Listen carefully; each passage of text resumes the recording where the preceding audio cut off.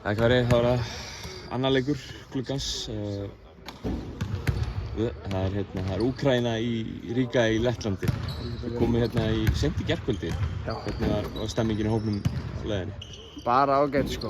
Bara fín. Ágætt ferðalag og komum seint í gær en það er bara verið að hlaupa aðeins úr sér núna ferðalagið og hrista sig. Við skildum leikinn á föstudaginn eftir á Íslandi og erum bara með fulla fókus á mánudaginn.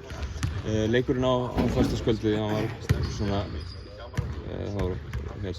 fyrir margar sakir kannski erfiður fyrir liðið en samt sem áður voru jákvæðir punktar í leik Íslands. Já, algjörlega og bara það flott fyrir okkur að við séum að berjast við svona þjóðir og það kemur niður á síðasta playinu í leiknum. Það er bara flott og við erum að taka mörg góð skref fram á við og mér finnst jákvætt að eftir svona leik að við hugsum bara að við áttum fullt af hluti sem við hefum getið gert aðeins betur og við eigum slatta inni og að segja það eftir svona leik er jákvætt og þannig að við bara þurfum að laga nokkra hluti og byggja á þessu og þá getum við bara gert fína hluti.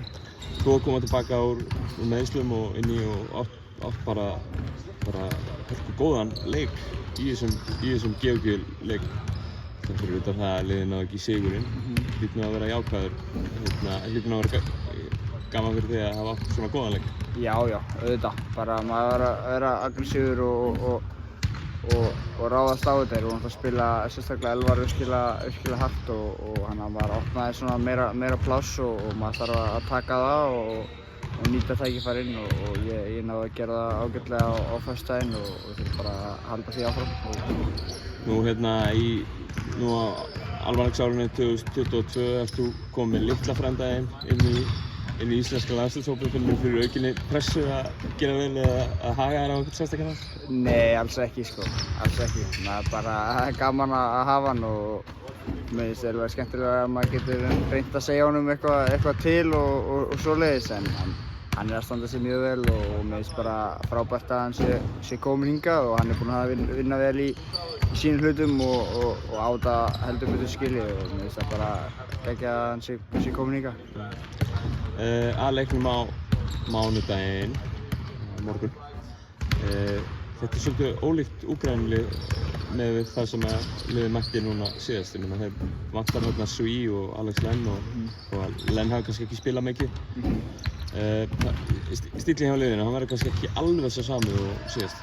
Nei, auðvitað töluvert breytt lið frá því sem við spilum við í Ólafsal en samt sem það er virkilega góði leikmenn og þeir tóku Hollendingarna auðvelt á föstudaginn þannig að þetta er hörku lið en við erum að geta ef við spilum okkar leik og þótt við séum komin að spila útivelli þá er þetta ekkert endilega sérstakur heimavöllur heldur fyrir þá þannig að þetta er kannski svona eiginlega nútral staður og við þurfum að geta nýtt okkur það að finna okkar eigin orku og búa til orku hér þannig að það verður bara spennandi.